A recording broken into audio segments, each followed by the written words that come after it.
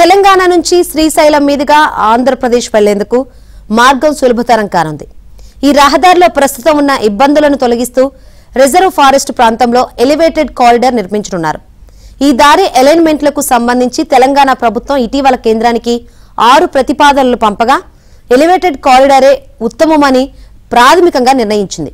ఇంతవరకు బాగానే ఉన్నా ఈ ప్రాజెక్టు ఆర్థికంగా అంత లాభదాయకం కాదని ఈ నెల 9న ఢిల్లీలో జరిగిన భేటీలో అభిప్రాయాలు వ్యక్తమయ్యాయి. ఇదే విషయాన్ని కేంద్రం తెలంగాణ ప్రభుత్వానికి తెలియజేయగా ప్రాజెక్టు నిర్మాణాల విషయంలో అన్నిసార్లు ఆర్థిక అంశాలనే చూడకూడదన్న అభిప్రాయాన్ని వ్యక్తం చేసింది.